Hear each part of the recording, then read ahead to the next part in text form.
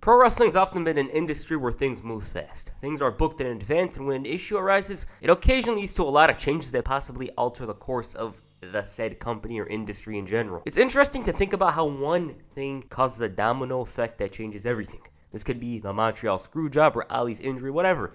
These things change the landscape of WWE, and in Montreal's case, wrestling itself. Before this video starts, I just want to say there's some more weird ideas I've got. I want to make this video on which John Cena is the strongest or something like that. I'm going to continue working on the summer of 2007 as well. Other side of PG era WWE, Lashley's title reign, HBK's title reign, some February pay-per-views perhaps. I'm interested in some other ideas as well, but I can't guarantee them at the moment. Alright, so right now, let's get into it. Let's start off with Scott Hall and Kevin Nash leaving WWF in 1996. This is amongst one of the most notable butterfly effects for a multitude of reasons. Scott Hall and Kevin Nash became superstars in the WWF. If you asked somebody, hey, who was your favorite wrestler of the new generation era? Chances are they'll say Bret Hart, Shawn Michaels, and then Razor Ramon. He exhibited so much talent and machismo with the Scarface gimmick. Razor Ramon was so loved as a heel that he turned into a babyface, and by the end of his run, he was so good that he didn't need the world title. I would go as far as to say that, in my opinion, he was the most charismatic wrestler of the new generation era. Kevin Nash, on the other side, started off as Oz in WCW. Nash saw an opportunity with the recommendation of Shawn Michaels, signed with the WWF as this big bodyguard by the name of Diesel. He was silent, didn't move much, but he was so cool with the sunglasses and the leather. He just looked like a guy you wouldn't mess with. Soon enough, he started putting in memorable performances, and no, I'm not talking about flips or whatever, he was just dominant. The fans got behind that, and from out of nowhere, he was a WWF champion. Sure, business was down because they saddled him with a generic Roman Reigns 2015 gimmick, but at the end of the day, Diesel was a success. He was a star, but WWF didn't use him to their best abilities. It wasn't until the end where the fans saw what he was capable of. He was electric, he was exciting, he was arrogant, he was all those things by the end of his run.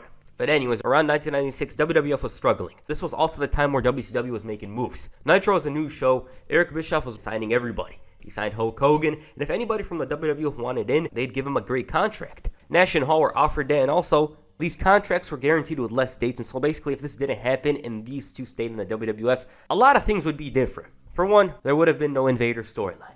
WCW never catches fire with the NWO because the NWO is like Braun Strowman's victory at No Mercy. It doesn't exist. Hogan may have not turned heel despite the reactions he was getting at the time. Guaranteed contracts aren't a thing because Nash and Hall are often credited for changing this. And I assume it would have happened in time, but for the moment, it doesn't. Third, Mankind. Kane, those guys don't advance to a certain level, especially Kane who played fake Diesel. And because the Clique were in town and there was 4 or 5 of them, they would have been able to dominate the mid-card and main event scene as they did at the time. And in this scenario, in my personal opinion, Razor Ramon would have been WWF champion. I just don't see him remaining in the company, being as over as he was, and now winning the title. Diesel? Possibly, because he was a heel and was so damn cool here. Do I think Rock and Stone Cold weren't getting advanced? No. Stone Cold at the time was developing a character change, and coupled with his frustrations and insane talent, he would have rose. Rock, it's a bit tricky because the Clique was already trying to undermine him, and if the guys in the back didn't give him that freedom in the nation, it's doubtful if he would have rose.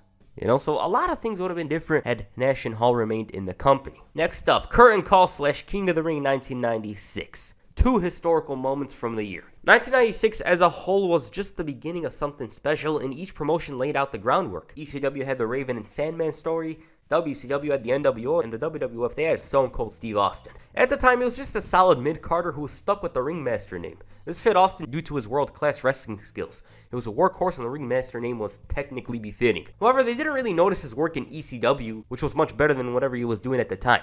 In other places, a royal blue blood by the name of Hunter Hearst Helmsley was rising through the ranks in the World Wrestling Federation. He was seen as a prospect from the beginning, and it was clear that the company had huge plans for him. One of the plans to elevate the blue blood was to have him win King of the Ring. At the time, King of the Ring was big. You had Bret Hart in 1993, Owen Hart in 1994. They had high hopes for Hunter. Then the Curtain Call incident occurred, and everyone was not punished because A, they were leaving, or B, they were the face of the company, and even if they weren't, they could do whatever the hell they wanted. Helmsley was neither of these, and instead of winning King of the Ring, he was rewarded with matches with Henry Godwinn. So the Ringmaster renamed Stone Cold took his spot. And I'm going to be honest with you, this is not a huge butterfly effect. I feel like it's often blown out of proportion. Hunter's development was stunted by a few months, of course, It wasn't like he fell down the card for a year or anything like that. He actually won the IC title later that year. In Austin, he wouldn't have had the Austin 316 promo, which in turn removes the best-selling shirt in wrestling history. But other than that, I personally feel he was always going to feud with Bret. He was talented. Austin was talented.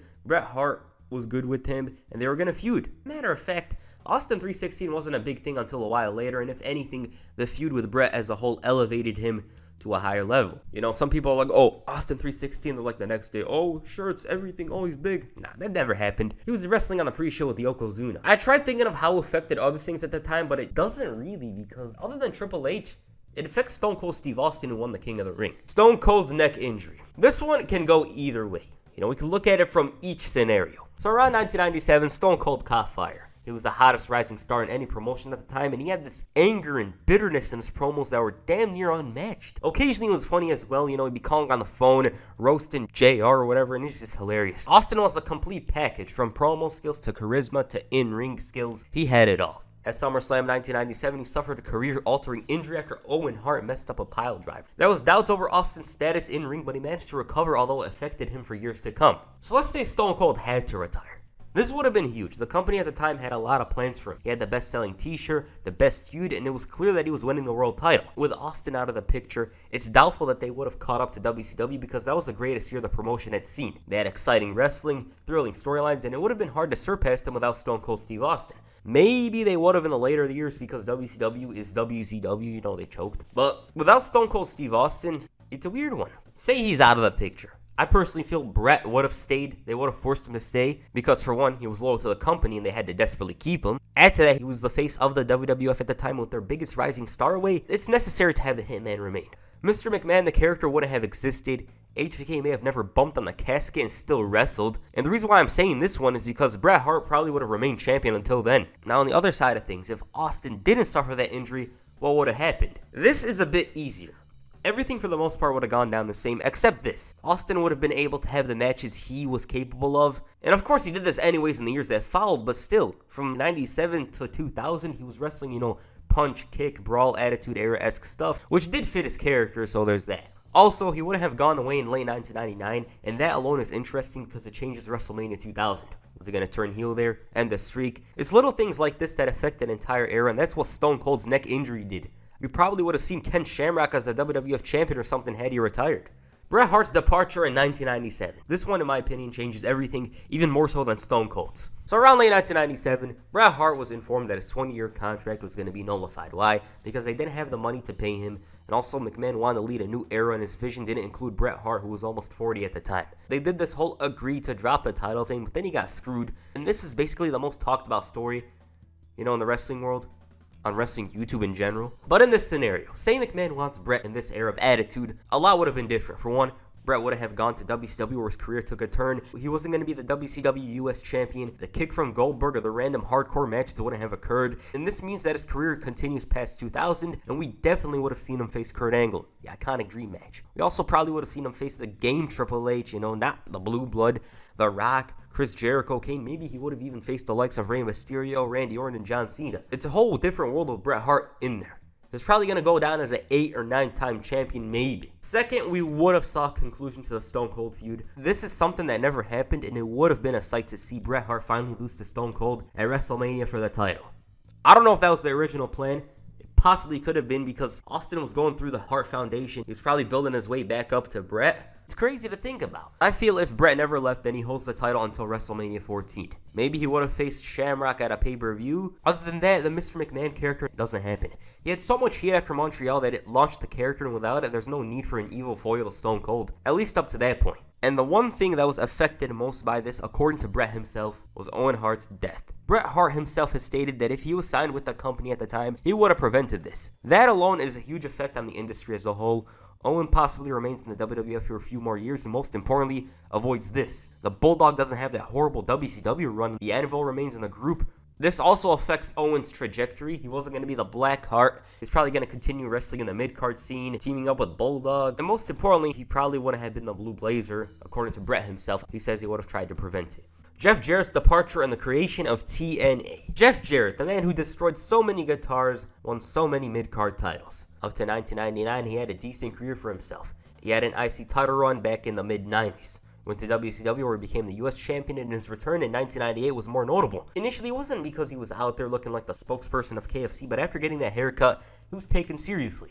Jarrett was often warning others not to piss him off, and coupled with a new look and a new attitude, he recaptured the Intercontinental Championship. By October of 1999, Jarrett's contract was expiring, and he didn't want to extend because of the offer saying he's going to WCW. Before leaving, he asked for the company to pay him on his past performances. Why?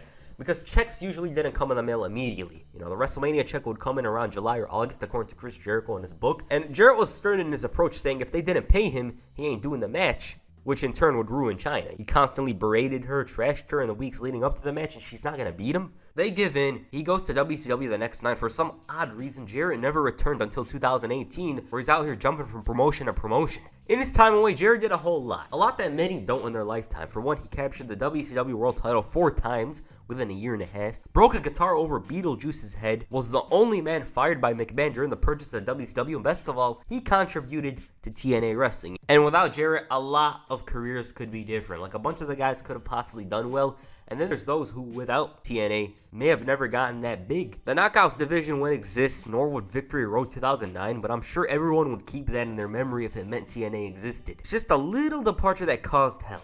On the other side of things, if Jarrett remained, and this is something I personally believe, Chris Jericho wouldn't be the man with the most Intercontinental Championship reigns.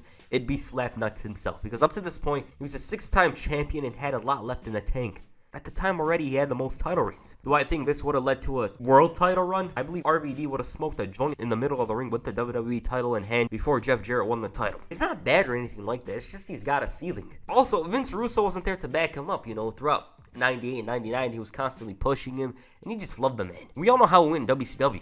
He made him world champion 4 times. So in this timeline, Jarrett probably becomes the man with the most Intercontinental Championship reigns, because I just don't see how Chris Jericho would beat that record if Jarrett was still wrestling up until 2010 at the very least. Also, side note, this belongs in the Wrestling Premier Hall of Fame, this image, along with this Stone Cold thing. Brock Lesnar's departure in 2004. In 2002, a perfect storm of intensity, size, speed, and potential came in the form of Brock Lesnar. This man had a lot of hype behind him due to his collegiate performances. WWE took notice, and after suffering 2 huge blows with Austin and Rock leaving, it was the right time to push the next big thing, Brock Lesnar. He took the company by storm, winning King of the Ring and plowing through big names such as Hulk Hogan before capturing the undisputed title from The Rock at SummerSlam. They invested so much into him, and by the end of his first year, he had beaten Hogan, Rock, The Undertaker inside Hell in a Cell, won the Rumble, and main evented WrestleMania with Kurt Angle. Despite all this, Lesnar couldn't deal with the tough WWE schedule and told everybody on March 8, 2004 that he's leaving. Lesnar's departure at face value doesn't hurt SmackDown, if you're looking at it from that time's perspective. But after WrestleMania, Kurt Angle had to get surgery, Big Show went on hiatus, and Bradshaw was brought into the main event scene. He turned into JBL and had the longest title reign in about 10 years. Randy Orton became the youngest world champion, and his push went south, and the man to benefit the most from Lesnar's departure was John Bradshaw Layfield. But as for John Cena, he was pushed harder afterwards. With Lesnar's departure, a lot of things would have been different. For one, his return in 2012 is gone. He'll become a part-timer for sure afterwards, though, because this man just didn't like the schedule. He would have jobbed to Undertaker after WrestleMania instead of Booker T, and this is one of the reasons why he left. He didn't want to take an L to The Undertaker on SmackDown. JBL's push never happens, and he's probably released. Randy Orton's story isn't rushed, because they wanted to give him the youngest world champion moniker, and they probably build tension within Evolution slowly. Batista might have to stay put for a little while, and I personally feel he was on his way, but his time wasn't going to be at WrestleMania 21 if Brock Lesnar doesn't leave. Eddie Guerrero's run, I assume, lasts until SummerSlam, where Lesnar reclaims the title. John Cena wins the title from him at WrestleMania 21, but he isn't as big as he is today. Now, I doubt he'd have 16 titles if Lesnar was around, and of course, the Triple H match would happen at WrestleMania. And in the timeline, I just can't see Brock on SmackDown after spending so much time there. Plus, they'd want to do the Brock versus Triple H and Batista feuds. Edge would definitely not win 11 world titles because they always had him carry SmackDown during the late 2000s. With Brock Lesnar there, I just don't see it. This is one of those departures that affected a whole lot of things. Like just the little things, once again, similar to Stone Cold's neck injury. It affects a lot of things in the long run. Cody Rhodes' departure in 2016. Alright, we went a little far out for this one, from 2004 to 2016. I skipped a bunch because this is just a test video. With that said, Cody Rhodes around the early 10s was perceived as a huge prospect. With the potential he had in having the famous Rhodes name, it wasn't out of the realm to see him get a main event push. Rhodes went through multiple character changes, going from a narcissist to a paranoid trouble man. He showed depth, perseverance to make whatever was given to him work, but even then, the company never saw him as the main event talent. The closest Cody came was after WrestleMania 28, and since then, he had been stuck in the mid-card, and to make matters worse, he was stuck with the Stardust character. Rhodes, feeling that his potential wasn't being met, felt that he should leave. That's what he did in May of 2016. For Rhodes, this was huge. Unlike many names at the time, he was never outside of the WWE umbrella. With Cody out, he was set to go on a worldwide tour. He went and wrestled on the indies facing the likes of Kurt Angle, Ricochet, Ethan Page, won multiple titles including the ROH World Championship, the NWA Championship, appeared in Impact, New Japan, featured in matches with the Bucks, Okada, and he was even in the Bullet Club. This is the most important part because without the Bullet Club, the whole world of wrestling would be different. At this point, Cody was so confident, and after Dave Meltzer of all people said that ROH couldn't sell 10,000 tickets, Cody took it as a challenge. Along with the Young Bucks, they promoted this event by the name of All In. ROH had a say in it, I should note. It featured a plethora of talent from many promotions, and because of the star-studded card, it did sell 10K. Without the Bucks and Cody's confidence to prove everybody wrong, would that have happened? Then the Khan family was interested in creating a wrestling promotion. At the same time, they wanted the Elite. This of course led to AEW. This is all traced back to the bet and even further to Cody's release. But let's look at it from a different perspective. Say they want to keep him. Well, the whole wrestling world as a whole would be so damn different today. Everything. In this timeline, All In doesn't happen, and we sure as hell wouldn't hear Excalibur say picture-in-picture on a weekly basis. And I say the Bucks eventually make it to WWE.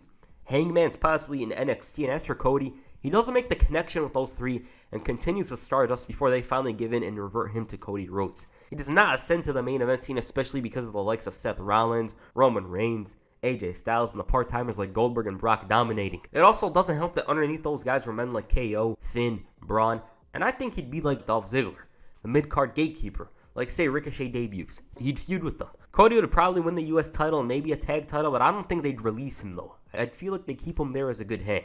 Because of all of this, AEW is informed because the Elite doesn't sign. And if you turn on the TV right now, MJF is probably holding a WWE mic. Cody signing, it just does a whole lot. Triple H's vision of NXT is still there possibly. You'd have that dark alternative vibe instead of the colorful one nowadays. Adam Cole's on the main roster, Chris Jericho's back, and then there's Kenny Omega. It's hard to say because he likes creative control, but I'd lean towards the run with the company. This goes much deeper, and we're just scratching the surface with this one. And I'm not saying Cody was the one who created AEW, but his momentum in the Elites served as a catalyst to create the company. And lastly, we left Kofi Mania. One of the most sudden yet brilliantly executed storylines of the past 5 years. Kofi for 10 years had scratched and clawed his way to the main event, but whatever he did, he was stuck in the mid-card. Then an opportunity arose from out of nowhere, and before everybody knew it, this man was WWE Champion, and he did it at WrestleMania. But all this could be traced to one moment, Ali's untimely injury. Before that, Mustafa was building momentum and even beat Daniel Bryan. Now, had Kofi Mania never happened, do I think Kofi's spot would have been his? No.